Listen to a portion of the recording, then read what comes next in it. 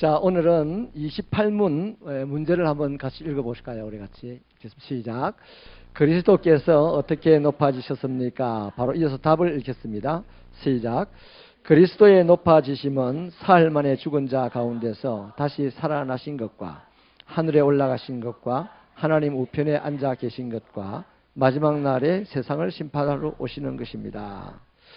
자, 여러분, 우리 지난 시간에 낮아짐에 대해서 말씀을 나누기를 예수님이 신이 사람이 되어 오신 성육신, 그게 낮아짐이었고, 또 십자가에 매달려 못 박히신 것, 그것 또한 낮아지심이었고, 죽음 당하고 무덤에 갇힌 것, 이것들을 우리가 낮아진 것이 됐습니다. 왜 이렇게 가장 높으신 분이 가장 낮아질 수밖에 없었느냐? 그 이유는 바로 그러한 처벌을 받아야 될 우리들을 처벌받지 않게 하시고 또 구원받게 하시려고 그렇게 하셨다 하는 것이죠. 그래서 우리 힘차게 예수님에게 박수를 돌려 아니 그때 들었다고 지난 시간에 우리 힘차게 박수를 들었습니다. 그 박수를 끊임없이 드리는 찬양의 인생이 되시기를 바랍니다. 너희 만민들아 손뼉을 쳐서 주를 찬양하라는 시편 가사도 있는데 성경만 있다 하지 말고 내 자신이 그렇게 삶에 적용을 하시기를 바랍니다. 그 다음 오늘 우리 높아짐에 대해서는요, 우리 그 답을 살펴본 대로 부활과 성천과 또 성천하셔서 지금 어디 계시냐면 하나님 보좌 우편에서 뭘 하고 계시냐, 우리를 중보하고 계십니다. 그리고 덧붙여서 성령을 우리에게 보내주셨죠. 그런데 이러한 것들은요, 단순히 우리 사람들처럼 자신의 지위나 또 명예를 더 높이기 위해서 한 것이 아니고 그분을 믿는 자들을 완전하게 구원하시기 위해서 높아지신 거다 이 말이죠. 그러니까 우리의 소망이 있습니다. 예수가 높아졌으니 나 때문에 예수님이 죽으시고 나를 위하여 예수가 높아졌으니 나도 높아질 수 있다. 뭐가? 명예가. 이러면 이제 우상숭배자가 되는 그리스도인이에요. 나의 권세가 높아졌을 때 그것도 우상숭배자들이 불과한 사람들입니다. 그냥 그리스도인의 이름만 다르지 절에 다니는 사람은 똑같아요. 그런데 예수 때문에 내가 높아지는 것은 뭘 위하여? 이 세상 구원을 이루시려는 예수와 동력하기 위해서 우리가 높아진 거다 이 말이죠. 할렐루야. 이제 우리는 예수와 친구 되어서 예수님이 하는 그 귀한 일들을 함께 할 수 있는 사람이 되었습니다. 그런 소망을 갖게 된 거죠. 물론 우리가 그런 소망의 자리에 높아진다고 해서 우리가 천사를 보낼 수 있거나 뭐 성령을 보낼 수 있거나 어떤 이단단체에서 말하는 그런 건 아니에요. 그냥 예수님께서 계신 그만큼 우리 높아지긴 하는데 그걸 오늘 소망하면서 이 세상에 비참하게 살아가는 사람들, 그들을 하나님의 구원의 자리로 끌어내는 주님의 동력자의 삶을 살기 위해서 그런 소망을 갖고 살아야 된다 하는 것입니다. 자, 그러면 오늘 세 가지를 보려고 합니다. 부활하신 그리스도, 성천하신 그리스도, 그 다음에 다시 오실, 재림하실 그리스도를 보려고 하는데, 우선요 고린도전서 15장 5절부터 8절을 우리 좀 본문이 오늘 깁니다. 같이 읽겠습니다. 시작.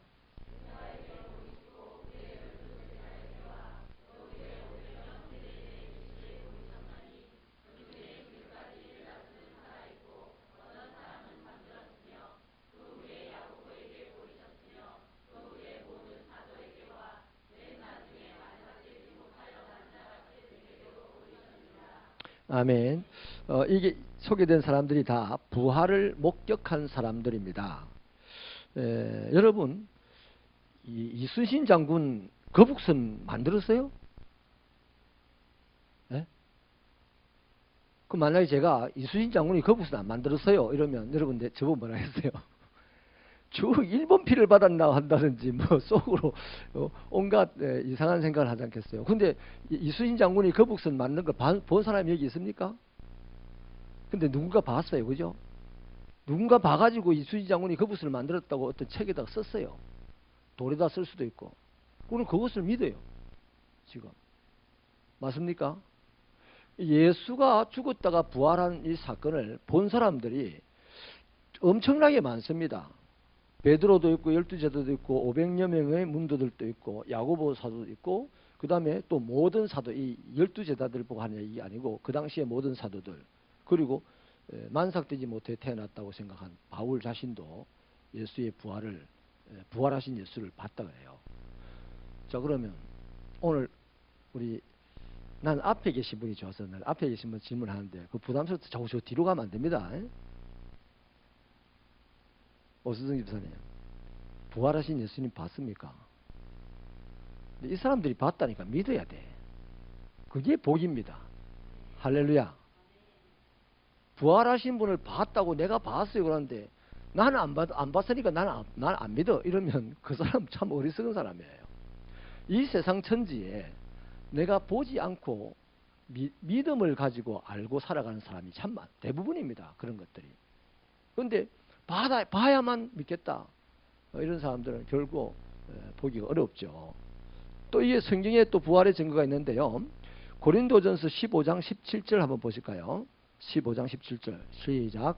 그리스도께서 다시 살아나신 일이 없으면 너희의 믿음도 헛되고 너희가 여전히 죄 가운데 있을 것이요. 그러니까 여러분, 사도 바울이 얼마나 확신 있게 얘기하냐면 나같이 죽을 짓만, 예수의 원수 되어서 죽을 짓만 한 나도 부활하신 그분을 만나서 용서받고 새 삶을 얻었는데 만약에 예수가 부활 안 했으면 내가 이렇게 살아갈 이유가 있냐고요. 이렇게 살아가는 이 자체가 가장 비극이라는 거죠. 그러니까 여러분, 부활하신 예수를 믿고 살아가는 저와 여러분들은 따라합시다. 나는 행운하다. 목사가 이래 뭐 얘기해봐야 그렇게 큰 소용은 없어. 근데 천국 앞에서는 이제 그때 그 목사님 한 얘기가 맞구나. 여러분, 우리가 예수를 믿는데요. 예수를 믿으면 모든 질병이 치유받는다는 말씀이 있어요, 없어요? 예수 이름으로 모든 질병이 치유받는다는 게 있습니다. 가장 확실한 게 어디입니까? 천국 문 앞에 들어가기 전에, 어린 양 예수의 보좌 앞에 들어가기 전에 거기서 흘러나오는 강물이 있어요. 강 좌우편에 뭐가 있습니까? 생명나무가 아니고 많은 나무들이 매달 열매를 맺는 나무들이 있다 그랬습니다. 근데 그 나무의 잎사귀가 어떠한다 했어요? 그 잎사귀조차도 나를 아니고 나만이 아니고 만국을 소생시킨다 그랬어요. 그 만국을 소생시키는 그 잎사귀가 가득하게 있는 그 나무들 사이로 내가 지나가는데 내가 병 들어가시고 주님 앞에 갈 때 그것을 지나가면서 낫겠어요, 안 낫겠어요? 낫지. 그래서 여러분, 분명하게 말씀하십시오. 우리는 질병 때문에 죽는 게 아닙니다. 아멘입니까? 질병이 우리를 죽음 앞으로 끌어간다 할지라도, 내 육신의 생명이 그것 때문에 무너진다 할지라도, 그 무너지는 순간에 어린 양 보좌로부터 흘러나오는 그 생명수, 그 가에 있는 수없이 많은 나무들에서 나오는 그 잎사귀의 기운 하나만 받아도 완벽하게 되어서 예수 앞에 서는 거예요. 어떤 만신창이가 되어서 사람 앞에 죽었다 할지라도 예수 앞에는 가장 완벽한 모습으로 서는 겁니다. 할렐루야. 그러니까 이런 것들을 우리는 보장받는 사람입니다. 이 부활하신 예수 그리스도, 부활이라는 이 존귀함을 가지신 이 예수 그리스도를 믿고 사는 우리는 이런 행운을 가진 자들이란 말인 거죠. 자, 또 누가복음 24장 6절 7절 같이 읽겠습니다. 시작. 살아나셨느니라. 갈릴리에 계실 때에 너희에게 어떻게 말씀하셨는지를 기억하라. 이르시기를 인자가 죄인의 손에 넘겨져 십자가에 못 박히고 제3일에 다시 살아나야 하리라 하셨느니라 한데, 이 천사가 한 말이죠. 제자들은 죽은 예수의 몸에 정성을 좀 드린다고 향품을 바르러 갔는데 없어서 어디 가신지 하고 놀라 쳐다보는데 이 천사가 하는 겁니다. 너희들 갈릴리에 있을 때 말 들었잖냐? 너무 충격적인 이 사건을 목격하면 과거의 일들을 금방 잊어버릴 수 있잖아요. 근데 천사가 갈릴리에서 예수님이 말씀하셨잖아. 그가 지금 살아나셨다. 그렇게 말해주는 거예요.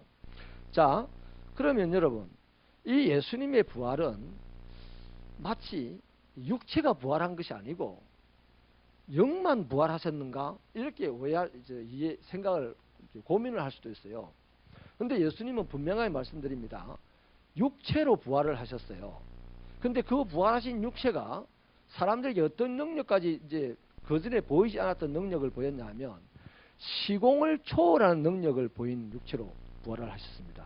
그 이전에는 십자가에 못 박혀 죽기 전에는 산에도 계시고 여기도 계시고 일 안 했단 말이에요. 산에 가시면 여기는 안 계시고 여기 계시면 산에 안 계시고 이랬단 말이죠. 그런데 이 부활하실 때에 육체가 그대로 부활을 했어요. 부활을 했지만 그가 부활한 육체를 가지고 여기도 계실 수 있고 저기도 계실 수 있는 그런 대단한 능력까지 함께 겸비한 모습으로 부활을 했다는 것입니다. 우선요, 요한복음 20장 27절을 보면 육체의 부활을 알 수가 있습니다. 같이 읽어볼게요. 시작. 도마에게 이르시되 내 손가락을 이리 내밀어 내 손을 보고 내 손을 내밀어 내 옆구리에 넣어보라. 그리하여 믿음 없는 자가 되지 말고 믿는 자가 되라. 그러니 여러분, 예수님은 오늘 우리 치석들 지나가다 보면 가끔씩 골목에 다니다 보면 집 밖에다가 뭐 종이 깔아놓고 또 대먹지 못한 집에서 신문지 깔아놓고 하더라고. 거기다가 이제 뭐 음식을 이렇게 몇 가지 놔둡니다. 자기들이 먹는 좋은 음식이 아니고 그냥 적당하게 놔둬요. 왜 그럽니까? 조상 귀신들이 지나가다 드시라고. 아니, 귀신들이 저그 집에 오래 해야 되잖아요. 그렇지 않습니까? 우리 집에 평생 같이 살자 해야 되잖아. 여러분, 예수님을 여러분 집에 평생 같이 살자고 합니까? 예수님 부담스럽고 무서우니까 저 밖에 계시다 가시라 합니까? 우리는 내 마음에도 오라 하잖아요. 내 마음에도 예수님을 모시잖아요. 근데 이런 이 귀신들이 영적인 존재로 돌아다니듯이 이렇게 예수님이 다니시는 분이 아니다 이 말이에요. 절대로 그 부분을 바르게 이해하셔야 됩니다. 예수님은 우리와 똑같은 3일 전에 죽으실 때 그 육체 그대로 부활하셨으면서 시공을 초월할 수 있는 능력을 겸비한 채 부활하셨단 말입니다. 아멘. 이거 잊어버리면 이제 저 귀신을 섬기는 거나 비슷합니다. 우리 왜냐하면 성령이라는 것이 있으니까. 성령이라는 것이. 그래서 세상 사람들이 귀신이나 성령이나 비스무리하게 이제 취급을 하게 되고 우리들의 어떤 신앙의 맥을 혼란스럽게 하게 됩니다. 예수님은 틀림없이 육체로 부활을 하셨는데 그 육체가 우리와 다르게 시공을 초월하시더라 하는 겁니다. 자, 그 다음에요. 부활의 의미가 있습니다. 예수님이 부활하셨다 하는 이 사건을 본 사람들이 예수님이 요한복음 4장에서 나를 믿는 자는 죽어도 살겠고 살아서 믿는 자는 영원히 죽지 않을 것이다 하는 그 말씀을 살아생전에 하셨잖아요. 하셨고 또 사람들이 죽여버렸는데 사흘 만에 부활을 하시잖아요. 전체적으로 이 부활 사건을 목격한 제자들이 볼 때 예수님의 말씀과 이렇게 종합을 해보면 나도 예수를 믿으니까 나도 죽어도 부활하겠네 하는 소망이 생기겠어 안 생기겠어요? 생기죠. 그때부터 더 열심히 있게 살 수 있어요. 더 담대하게 살 수 있는 거죠. 자, 그럼 오늘 우리입니다. 우리는 부활하신 예수를 못 봤어요. 대신에 뭐 어떡합니까? 예수 부활하신 사건을 본 사람들의 이야기를 우리가 믿어요. 믿고 적어도 그 사람들보다 좀 덜 할 수 있습니다. 그래서 이제 나중에 얘기할 수가 있겠는데 성령이 우리를 강하게 이제 터치를 해주셔야 되는 거죠. 성령이 강하게 터치해 주시면 눈으로 보고 믿는 자보다 안 보고 믿는 자가 훨씬 더 강한 은사를 발휘할 수 있는 사람이 된다는 것이죠. 그래서 우리는 실제 부활하신 예수님, 시공을 초월해서 왔다 갔다 하신 예수님을 한 번도 본 적이 없고 성경에 기록된 대로 그 사건을 본 사람들이 말한 바를 듣고 그들이 쓴 기록을 보면서 우리는 믿어요. 적어도 이것이 진짜 확고한 우리의 믿음이라면 우리 안에도 나도 내가 믿는 예수님 때문에 나도 죽어도 부활하겠네 하는 소망이 생길까 안 생길까? 안 생기면 예수 안 믿는 사람이라 다시 믿어야 돼. 예전에 어떤 교회에요. 한 장로님이 목사님이 바뀌면서 이제야 내가 예수를 믿습니다 그래. 희한하죠. 그 전에 예수 안 믿었나요? 그 사람 좀 무지하게 말을 한 거죠. 너무 감정에 격해가지고. 그래서 사람들이 그러면 장로 내놓으세요. 예수도 안 믿는 사람이 장로가 왜 됐습니까? 이런 거예요. 예수도 안 믿는 사람 어떻게 장로가 됐습니까? 그래가지고 한번 혼란스러운 일이 오랫동안 있었습니다. 그럼 여러분, 자, 부활 사건을 본 사람도 그 부활 사건을 듣고 믿는 사람도 봤든지 믿든지 간에 예수 부활이 이해가 되지면 나의 부활도 이해가 되고 소망이 생기겠어요? 안 생기겠어요? 당연합니다. 그래서 우리 자신이요, 믿음의 반열에 제대로 서 있으면 내가 오늘 살고 죽는 것에 대해서 그렇게 개의치 않습니다. 믿음의 반열에 서 있을수록 그것 때문에 하나님과 나의 관계를 무색하게 만들어버린다든지 하나님께서 내게 맡기신 사명을 소홀히 여긴다든지 하지 않는다는 거예요. 세상에 10년만 가져도요 죽습니다. 자기 목숨을 내어놓을 수도 있어요. 분신자살자들 보십시오. 우리 독재 시절에 그 10년만 가져도 자기 목숨을 던지고 이슈를 만들어내려고 한단 말이에요. 근데 우리는 신념이 아니고 뭘 가졌다? 신앙을 가졌습니다. 신앙. 신념은 자기 뜻을 이루고자 하는 열심이고, 신앙은 하나님의 뜻을 이루고자 하는 열심인데, 오늘 우리 한국 기독교 안에는 신앙을 가장한 신념이 너무 많아서 지금 굉장히 혼란스러운 겁니다. 새벽교 성도는 신앙인이 되시기를 축원합니다. 자, 그렇다면 이 부활, 예수 부활의 의미는 죽음에 매여서 살아가고 있는 오늘의 나에게 죽음을 이기는 부활에 대한 소망을 갖게 해주는 것이 바로 부활의 진정한 우리들의 의미입니다. 그러니까 내가 오늘 그리스도인인데 부활에 대한 소망이 없다. 사람들 모인 앞에 찬양 열심히 합니까? 사람들 보기 좋아라고 찬양하는 거지. 그런 거.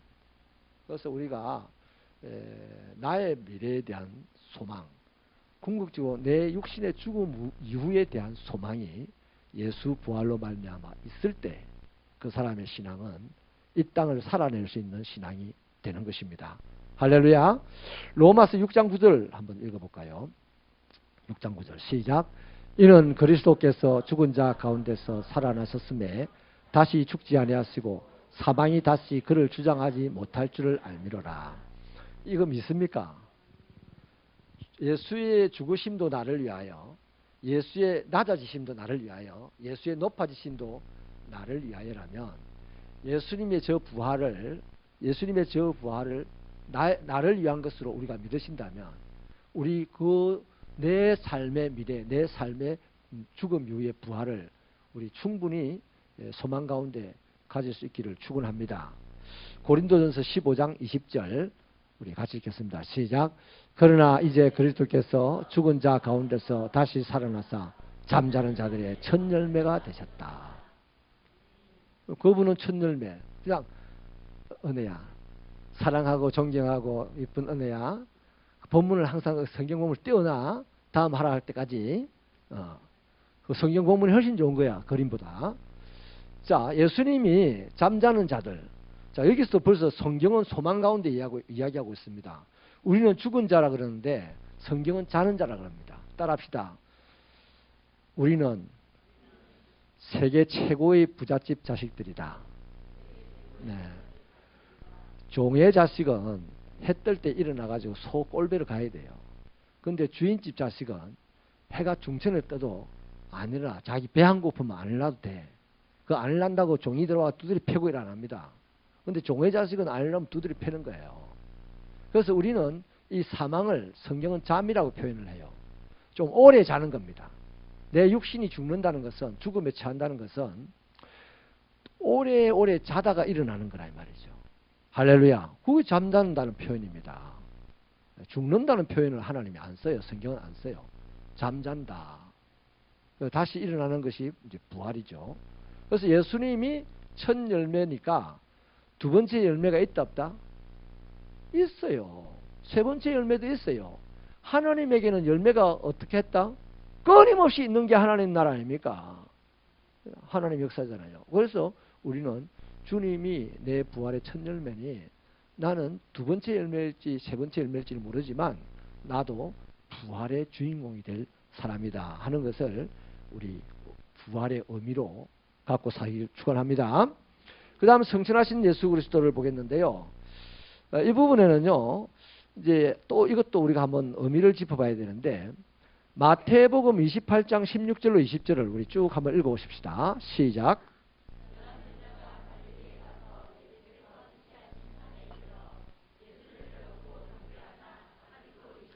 사람들이 있더라. 예수께서 나와 말씀하여 이르시되 하늘과 땅의 모든 권세를 내게 주셨으니 그러므로 너희는 가서 모든 민족을 제자로 삼아 아버지와 아들과 성령의 이름으로 세례를 베풀고 내가 너희에게 분부한 모든 것을 가르쳐 지키게 하라. 볼지어다 내가 세상 끝날까지 너희와 항상 함께 있으리라 하시니라. 그 다음 마가복음 16장 14절로 20절 읽어보겠습니다. 시작. 그 후에 11 제자가 음식 먹을 때에 예수께서 그들에게 나타나사 그들의 믿음 없는 것과 마음이 완악한 것을 꾸짖으시니 이는 자기가 살아난 것을 본 자들의 말을 믿지 아니함일러라. 또 이르시되 너희는 온 천하에 다니며 만민에게 복음을 전파하라. 믿고 세례를 받는 사람은 구원을 얻을 것이요 믿지 않는 사람은 정죄를 받으리라. 믿는 자들에게는 이런 표적이 따르리니 곧 그들이 내 이름으로 귀신을 쫓아내며 새 방언을 말하며 뱀을 집어올리며 무슨 독을 마실지라도 해를 받지 아니하며 병든 사람에게 손을 얹은 적 나으리라 하시더라.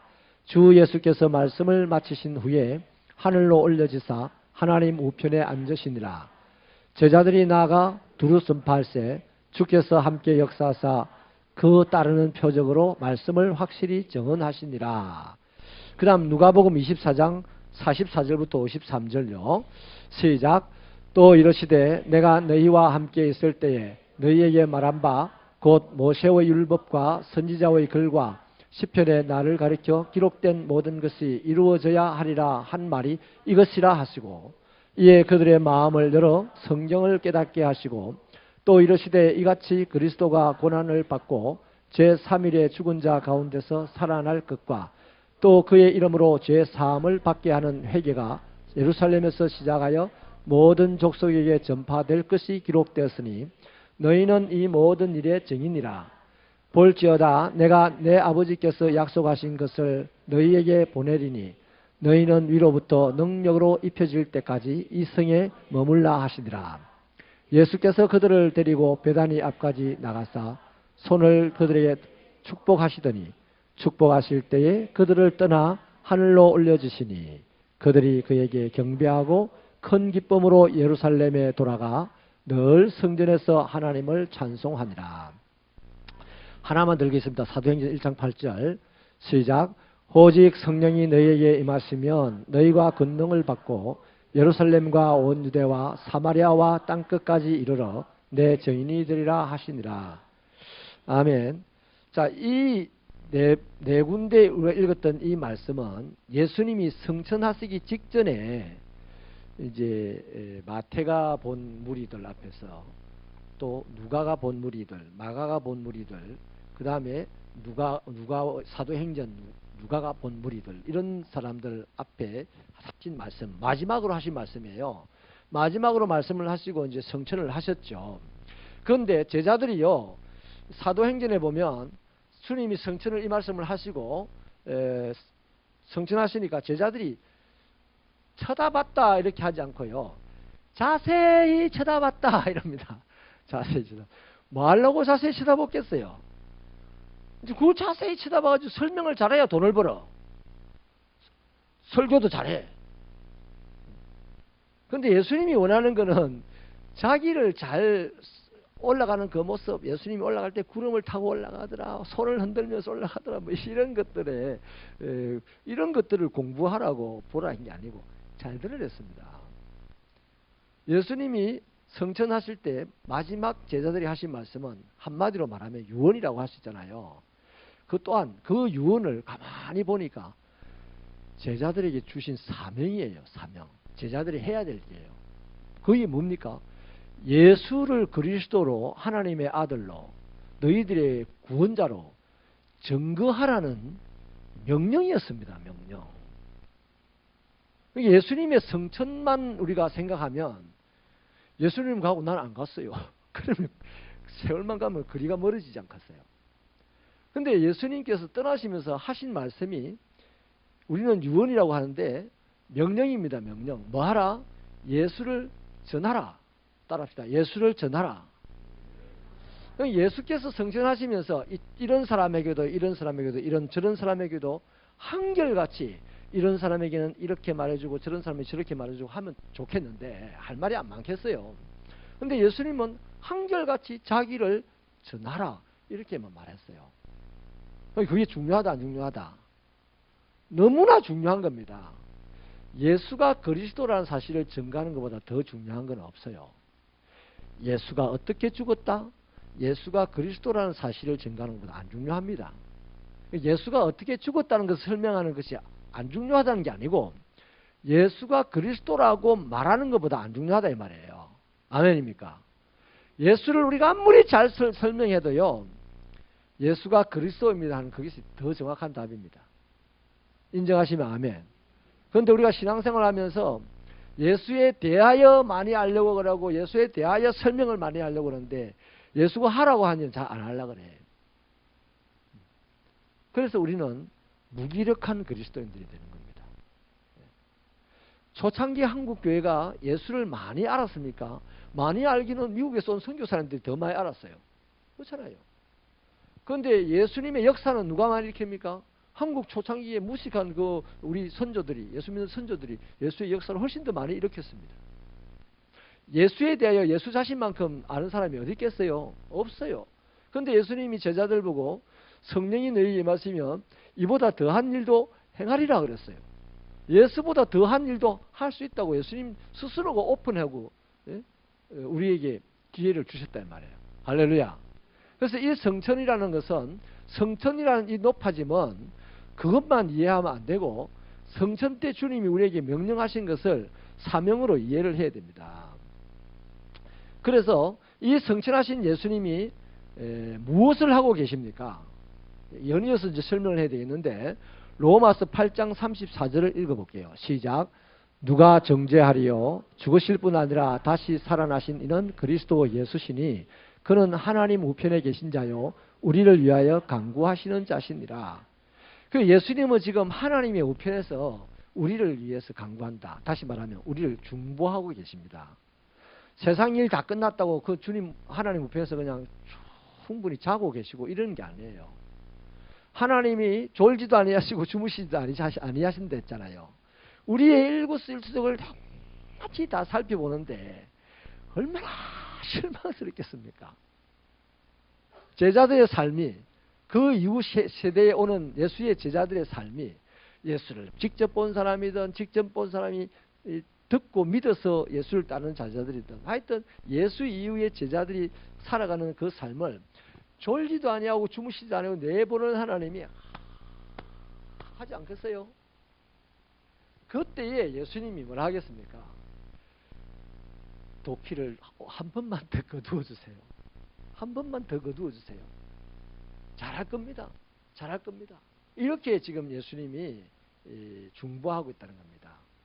우리 여기서도 조금 착각을 해서 우리 신앙이 그냥 땅에 헤매는 신앙으로 변질되게 되는 그 부분이 있는데 뭐냐면 예수님의 중보가 말이죠. 예수 안 믿는 사람을 깨끔 해달라고 그래 중보하는 게 아닙니다. 예수님은 성천하실 때 자신을 믿는 자, 자기의 제자들에게 분명히 하신 말이 있어요. 나를 전해라. 내가 그리스도임을 전해라 이랬는데 그 제자들이 그리스도를 전한다 말이죠. 근데 전하면서도 엉뚱한 짓 하고 전하면서 사기치고 전하면서도 또 욕심부리고 전하면서 싸우고 전하면서 나무 뒤통수가 되고 막 얼마나 독한 화살을 쏘았는지 그 혓바닥으로 화살 쏘았는데 나무 뒤통수가 다 벗겨져 버리고 말이죠. 이런 것들을 지금 졸지도 않고 주무시지도 않고 보는 거야. 물론 우리를 지키신다고 졸지도 않고 주무시지도 않는다는 이렇게 해석도 합니다. 근데 그 해석 때문에 오늘 그리스도인들이 얼마나 무기력해지냐 말이죠. 그래서 예수님이 하나님이 졸지도 않고 주무시지도 않으면서 우리를 지킬 뿐만 아니라 우리를 살피시는 거예요. 우리의 행위를 살핀다 이 말이죠. 우리가 그분의 명령을 그분의 유언을 받아서 사명으로 우리가 잘 감당하고 있느냐? 너무너무 감당을 못하는 거야. 그래서 하나님께서 뭐 이렇게 할 때 주님이 봐주세요. 조금만 더 기다려주세요. 이렇게 하고 있다 이 말이에요. 할렐루야. 우리에게 성천하시면서 사명을 줬는데 그 사명을 우리가 제대로 다 감당을 해야지 못하니 그를 지금 중보해 주는 겁니다. 할렐루야. 그러면 나는 그럼 끝까지 사명 감당 안 해도 주님이 중보하시니까 되겠네. 그건 아니지. 그거는 나중에 또 우리 소요문도 저 뒤에 가보면 나옵니다. 그 심판의 문은 하나님이 닫으시는데 닫으면 끝이잖아요. 물론 그 전에 돌이켜서 가면 돼. 그 전에. 그래서 아무튼 이 주님의 성처는 우리의 사명과 반드시 연결하고 신앙생활을 하시기 바랍니다. 주님이 성천하셨다니까 나도 올라갈 거다. 나도 올라갈 거야. 이 생각만 하고 가만히 있으면 안 돼요. 주님이 성천하실 때 내게 준 사명이 있다. 내가 사명을 감당 안 하고 올라가면 뭐 하겠어요? 올라가면 민망하지 않겠습니까? 죄송스럽지 않겠어요? 그러나 사명을 다 감당하는 사람은 누굽니까? 바울 같은 사람은 오늘도 가고 싶은 거야. 오늘도. 근데 우리 오늘 가고 싶어요?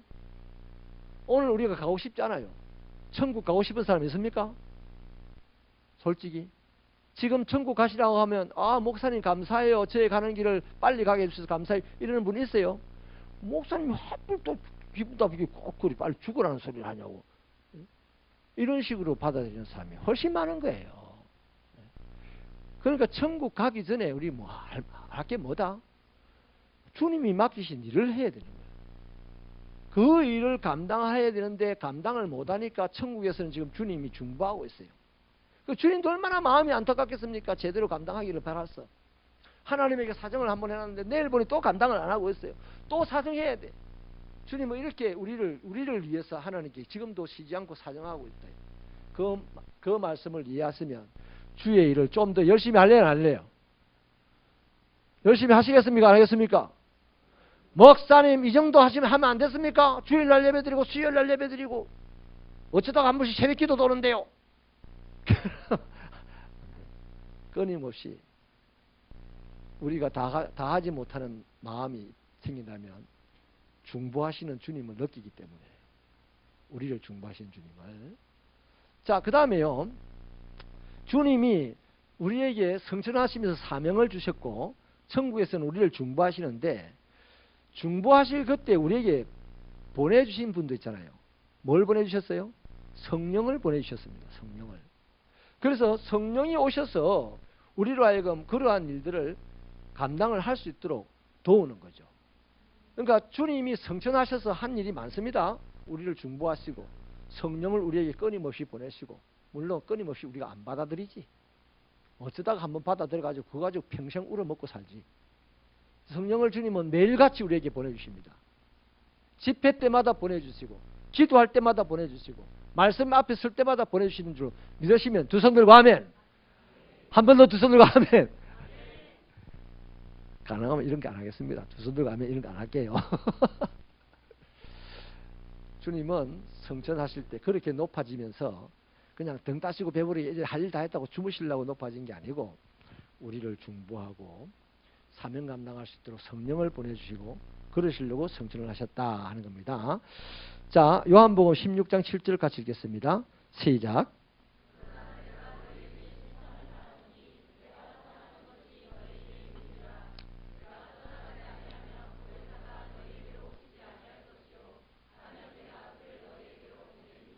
아멘. 성령을 보내신다죠. 가면 보혜사 성령을 보낼 것이다 라고 했는데 나중에 사도행전 2장에 가보니까 성령이 오셨어요? 안 오셨어요? 오셨습니다. 근데 그전에도 성령이 있었습니다. 성령이 운행하셨어요. 우리 가운데. 그 예수를 믿기도 하거든요. 성령이 있었기 때문에 예수님을 광야로 데리고 와서 시험도 받게 했잖아요. 그런데 지금 이 성령은 뭐냐면 우리 예수 믿게 하는 성령이 아니고 내가 예수 믿는 내가 예수 믿게 하는 성령이 아니에요. 예수를 한번 믿었는데 또 어떤 방식으로 더 믿어요. 이제 예수를 우리가 한번 믿게 되었으면 그 다음부터는 예수와 함께 걸어가야 되는 거예요. 따라서 동행하라. 그렇죠. 동행하도록 도우시는 성령님이다 이 말이에요. 그럼 예수님과 함께 동행하는데 죽음이 앞에 닥쳐와도 예수님과 함께 가야 돼 안 가야 돼? 가야 되는 거예요. 그 지나가는데 그 성령의 역사는 큰 거죠. 강한 역사인 거죠. 할렐루야. 이런 성령의 역사가 오늘 우리 새벽교회에 계속해서 나타나게 되기를 축원합니다. 자, 마지막으로 재림하실 그리스도인데요. 예수의 재림도 또한 높아짐입니다.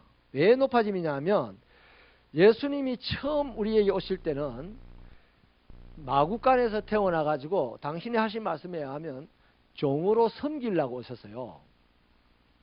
그런데 이제 성천하셨어요. 그죠? 높아지셨단 말이에요. 부활하시고 성천하셨어요. 다시 이제 오실 텐데요. 다시 올 때는 종으로 우리를 섬기려고 오는 게 아니고 그때는 끝입니다. 그때는 끝날이에요. 심판주로 우리에게 오시는 거예요. 그러니까 높아짐입니다. 이게. 재림하시는 예수님이 높아짐이라는 거죠. 자, 마태복음 25장 31절 32절 같이 읽습니다. 시작.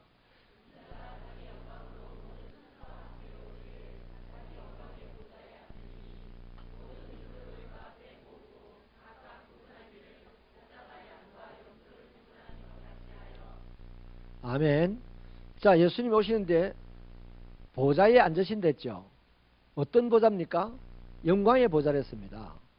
예수님이 이제 재림을 하신 예수님은 마옥간의 요람, 마옥간의 초축통에 앉아가지고 오시는 분이 아니고 영광스러운 보좌, 어떻게 생겼는지는 모르겠어요. 뭐 사람의 이해 구조로 하자면 그냥 다이아몬드로 가득해서 그 쳐다보면 눈이 부셔서 그 안에가 안 보일 정도로 밝은 그런 영광스러운 보좌에 앉아서 오시는 거예요.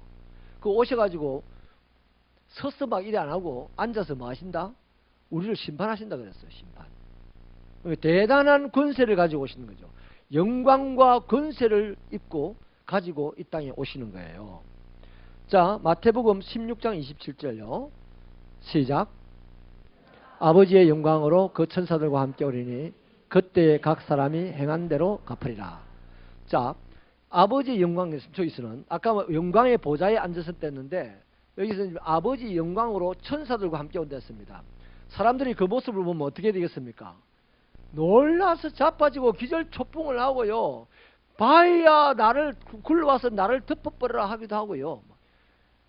그 계시록에 보면 그렇단 말이에요. 마태복음에도 예수 재림에 대한 그 비유 설명을 보면 그런 말씀도 있잖아요. 그런데 누가 환영하겠습니까? 주님의 명령을 잘 받아서 사명을 감당한 사람들은 할렐루야 따라합시다. 마라나타. 그렇지 않겠습니까? 천사들과 함께 주의 영광에 가득 차가지고 오는 예수님을 보면서 마라나타 이러는 사람이 있고 별로 없대. 그 사람이 아주 극소수가 있고 도망가면서 막 산아 나를 덮어다오, 바위야 나를 덮어다오, 아니면 누가 빨리 나를 좀 죽여다오 이러는 사람이 부지기수라. 우리들 가운데도 그런 사람이 성경대로 하자면 있어. 나일지도 몰라요. 또 봐라, 안심하는 거 봐라. 목사님일지 모른다니까. 여러분일지도 모릅니다. 그러니까 우리는 두렵고 떨리는 마음으로 오늘 우리의 구원을 하루하루 이루어가야 되잖아요. 그럼 사명을 감당하려고 열심히 해야 돼. 따라서 더 열심히 해야 되겠다. 다음 주에 제가요, 우리 선교위원장님하고 이제 마지막으로 캄보디아 박홍세비교회 이제 건축을 점검을 하러 갑니다. 내년에 이제 한당 예배를 해야 되기 때문에. 근데 저야 뭐 올해 처음 이렇게 가보니 그렇지만 저분은 몇 번째 지금 자기 돈 들여가지고 다니고 있어요.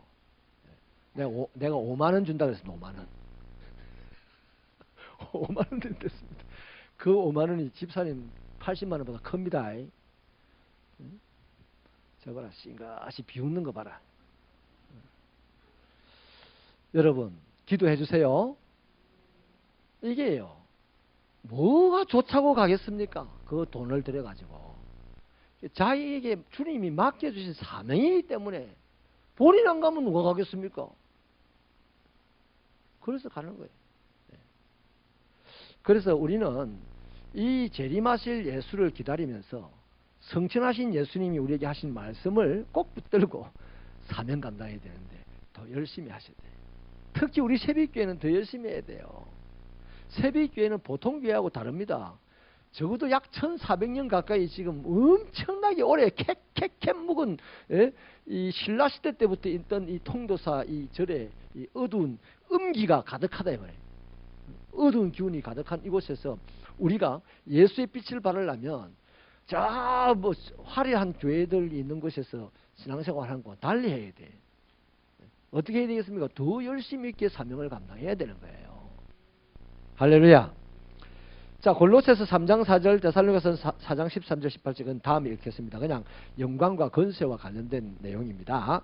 자, 예수님의 심판에 대해서 한번 보십시다. 사도행전 17장 31절 같이 읽습니다. 시작.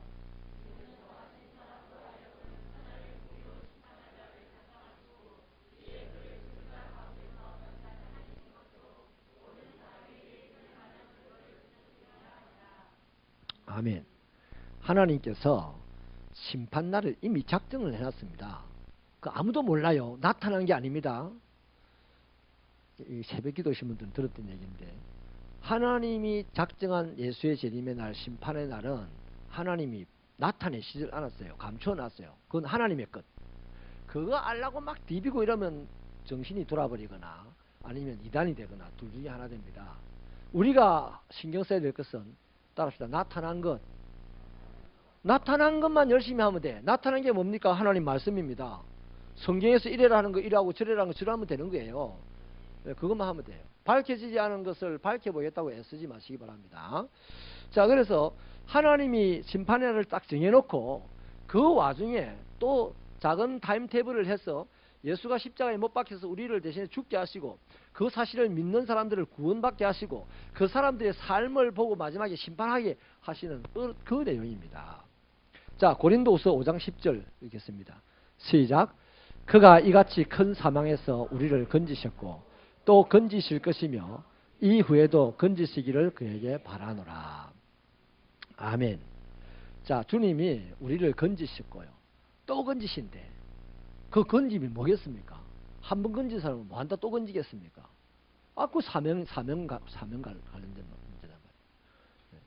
한 달란트 받은 사람 같이 신앙생활을 하다가 끝나버릴 인생들이 너무 많기 때문에 하나님이 신명기도 보면요, 이스라엘 백성들이요, 가나안 땅에 들어가지고 얼마나 엉망진창이 될지 하나님이 걱정을 하더라니까. 걱정을. 그래서 걱정이 돼가지고 끊임없이 잔소리처럼 이래 살아라 이래 살아라 이래 살아라. 그런데 나중에 보면요, 900년이 지난 후에 딱 그래 돼버려요. 하나님이 걱정한 대로 돼버려요. 그런데 그것까지 생각하시고 하나님이 너희들이 그렇게 되었을 때는 내 말을 기억하고 돌아온 날. 우리 하나님은 너무너무 좋으신 분이에요. 너무 좋으신. 지금 가나안 땅에 들어가기 전에, 가나안 땅에서 그런 일들이 비극이 일어나기 900년 전에 요단강 앞에서 너희들 가나안 땅에 들어가면 이래 이래 살아야 되는데 이래 이래 안 살면 이래 이래 멸망한다. 그 너희들이 그래 멸망되거든. 내 말을 기억하고 돌아온 날. 근데 딱 그대로 됐어요. 그리고 돌아와서 하나님과 함께 새로운 사회를 건설하면서 예수 시대를 준비를 하게 된 거예요. 할렐루야. 자, 말씀을 마치겠습니다. 그러면 전체적으로요, 보세요. 예수님의 낮아짐으로 끝난 게 아니었습니다. 낮아져서 비참에 빠질 수밖에 없는 우리를 건져내시기 위하여 낮아졌고, 그러면 다시 예수님이 높아진 것은 건져냄 받은 우리로 하여금 예수님과 같은 삶을 살아가도록 하려고 높아지신 거다, 이 말이에요. 아멘. 자, 그래서 예수님이 부활하셨다, 예수님이 성천하셨다, 예수님이 심판주로 재림하신다, 이것을 한마디로 예수님이 높아지심인데, 이 높아짐은 예수 믿는 나와 관련지어서 볼 때에는 딱 한 가지가 나옵니다. 어떻게 살아야 되냐. 예수가 높아진 것과 너와 무슨 관계가 있나요?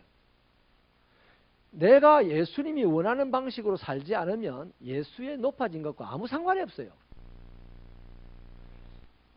이것을 우리가 마음속 깊이 딱 그 큰 자동차의 어떤 축처럼 세워놓고 내가 이 사실에서 뻐그러졌을 때 예수의 높아짐이 딱 보이면서 다시 내를 회복시키고, 그래서 점점 나도 어디까지? 그리스도의 장성한 분량에까지. 뭐가? 인물이 그게 아니고, 권세가, 명예가 그게 아니고, 내 삶이 그리스도의 장성한 분량에까지 이르도록 될 때 우리는 하나님과 함께 호흡하고 하나님과 함께 영광의 꽃을 보고 이러는 삶이 시간이 갈수록 된다는 거죠. 따라서 어제보다 오늘이, 오늘보다 내일이 낫기를. 대부분의 그리스도인이 안 그렇다니까요. 걱정입니다. 대부분의 그리스도인이 첫사랑보다 다 못해. 처음 예수 믿을 때보다 못해. 대부분의 그리스도인. 그러면서 어떻게 내일이 더 나을 수 있을까요? 세상 사람들의 시각에 보면 더 나을 수 있어요. 예수 이름에 담력이 있어가지고 더 큰 사고 치고 더 큰 사기 치고 뭐 이럴 수도 있잖아요. 그 나중에 이제 끊임없이 추락을 하게 되죠. 그러한 자들로 인하여서 세상은 하나님의 영광을 보지를 못하는 거죠.